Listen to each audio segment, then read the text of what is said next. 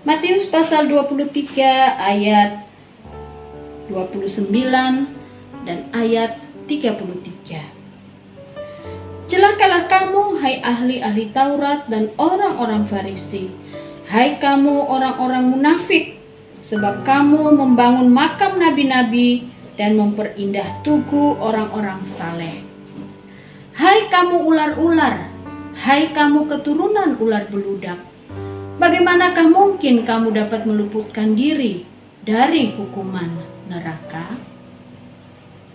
Selamat pagi ibu bapak saudara yang terkasih di dalam Tuhan. Kita mungkin pernah mendengar orang yang mengucapkan kata-kata yang sangat pedas, menusuk hati. Kata-kata yang keras sekali, bukan soal volume, tetapi makna yang terkandung dalam kata-kata itu sangat keras, menegur, sangat keras, menusuk hati orang yang mendengarnya. Ayat 29 dan ayat 33 dari Matius 23 yang kita baca barusan ini juga merupakan kata-kata yang keras, kata-kata yang membuat kita mungkin ketika mendengarnya itu terkejut, dan mungkin kita akan mencari tahu siapa yang mengucapkan kata tersebut, mengapa kata tersebut harus diucapkan. Yesuslah yang mengucapkan kata-kata yang keras, yang tajam seperti yang kita baca tadi. Dan kata-kata itu diucapkan atau ditujukan kepada ahli-ahli Taurat dan orang-orang Farisi. Siapa ahli-ahli Taurat dan orang-orang Farisi itu? Mereka orang-orang yang mengerti ajaran-ajaran agama Yahudi. Mereka pemimpin agama Yahudi.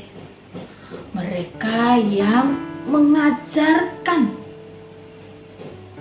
ajaran-ajaran agama itu kepada pengikut-pengikut agama Yahudi.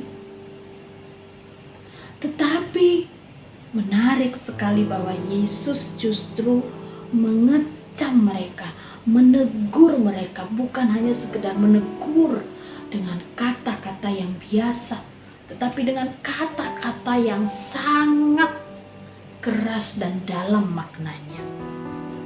Yang menyebutkan bahwa mereka itu akan celakalah kamu. Kemudian ia mengatakan di dalam ayat yang ke-33, kamu ular, kamu keturunan ular beludak. Ibu bapak saudara yang terkasih, kita tentu bertanya, mengapa? Ibu bapak saudara yang terkasih, ahli-ahli Taurat, orang-orang Farisi, meskipun mereka pemimpin-pemimpin agama, meskipun mereka orang-orang yang menguasai pengajaran-pengajaran agama pada waktu itu, tetapi apa yang mereka ajarkan, apa yang mereka ketahui bertolak belakang dengan apa yang mereka tunjukkan di dalam kehidupan mereka, bertolak belakang dengan sikap hidup mereka. Itu sebabnya Yesus berkata, mereka adalah orang yang munafik. Mereka justru melakukan hal-hal yang hanya mendatangkan keuntungan bagi diri mereka sendiri. Mereka melakukan kewajiban-kewajiban agama itu hanya untuk memperoleh keuntungan berupa nama baik. Mereka melakukan itu semua hanya semata-mata supaya mereka mendapatkan pujian, dan mereka menekan setiap orang, setiap pengikut agama Yahudi itu untuk taat, untuk mengikuti setiap aturan, setiap hukum dengan detil. Sehingga bagi setiap pengikut agama Yahudi pada waktu itu, mereka seperti berada dalam suatu tekanan karena mereka harus dengan susah payah mengikuti dan mentaati semua hukum-hukum yang diberlakukan pada saat itu. Sementara para pemimpin ini mencari keuntungan untuk diri mereka sendiri. Apa yang mereka ajarkan, apa yang mereka tekankan untuk ditaati oleh orang lain, justru mereka sendiri tidak lakukan. Dan mereka sebagai pemimpin agama bukan memimpin umat untuk semakin mengenal Tuhan, untuk menjadi orang yang percaya kepada Tuhan dan hidup sesuai dengan kehendak Tuhan. Tapi mereka justru seperti menjerumuskan umat ke dalam satu kehidupan yang semacam penuh dengan tekanan, karena harus dengan teliti, harus dengan berat hati mentaati segala aturan-aturan keagamaan yang mereka tetapkan. Ibu bapak saudara yang terkasih, ternyata kata-kata pedas, kata-kata tajam diucapkan oleh Yesus karena begitu jahatnya, begitu bobroknya kehidupan para pemimpin-pemimpin agama, yaitu orang-orang Farisi dan ahli-ahli Taurat pada waktu itu. Ibu bapak saudara yang terkasih, kita mungkin pernah mendengar orang berkata, tidak pantas seorang yang beribadah mengucapkan kata-kata semacam itu. Tidak elok jikalau seorang aktivis kok menegur dengan suara atau kata-kata yang keras. Tapi Bapak Ibu Saudara yang terkasih, mungkin satu waktu itu perlu seperti apa yang dilakukan oleh Tuhan Yesus. Tentunya Tuhan Yesus menegur dengan keras karena ahli-ahli Taurat dan orang-orang Farisi ini sudah sedemikian rupa hidup dalam kemunafikan. Dan Yesus ingin mencelikkan mata mereka dan juga mencelikkan mata orang-orang atau umat yang ada pada waktu itu.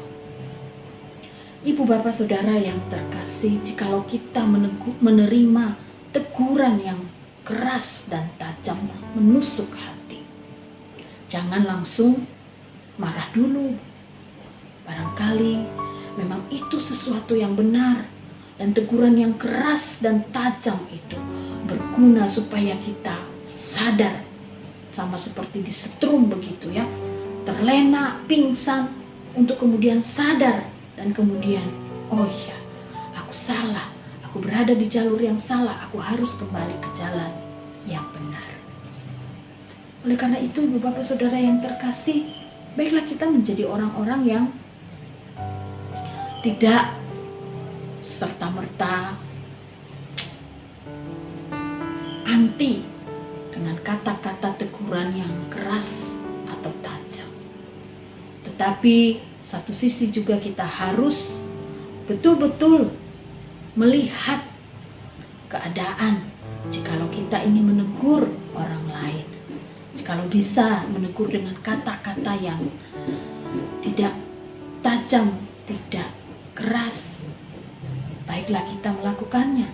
Tapi jika hal itu diperlukan, maka mari kita mengingat Yesus yang juga melakukan hal itu terhadap ahli-ahli Taurat dan orang-orang Farisi. Mari kita menjadi orang yang bijak, menerima masukan dan teguran, tapi juga tahu bagaimana kita ketika kita harus memberi masukan dan menegur orang lain demi kebaikan orang lain tersebut. Dan teguran, masukan yang buat diri kita tentunya buat kebaikan diri kita sendiri. Tuhan memberkati kita. Amin. Mari kita berdoa. Tuhan, terima kasih jikalau ada orang-orang di sekitar kami yang Tuhan boleh pakai untuk menegur kami, mengingatkan kami, dan mendorong kami untuk berubah. Mungkin kadang-kadang itu disampaikan dengan keras, tetapi Tuhan, kami rindu, kami menjadi orang yang tidak langsung menolak dan menutup diri, tapi justru kami akan introspeksi diri.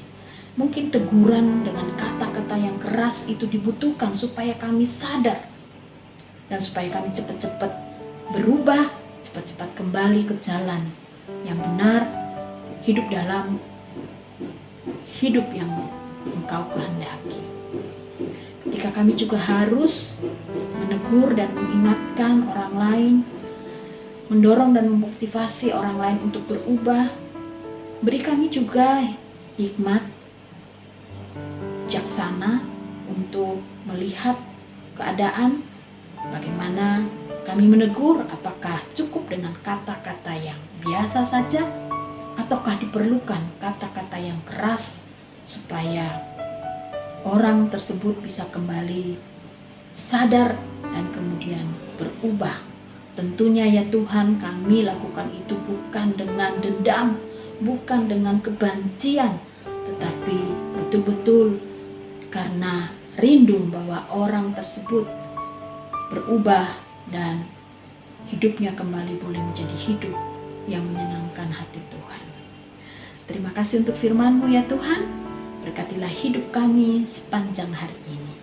Dalam nama Yesus kami berdoa. Amin. Selamat pagi Ibu Bapak Saudara yang terkasih. Selamat melanjutkan segala aktivitas Ibu Bapak Saudara sepanjang hari ini.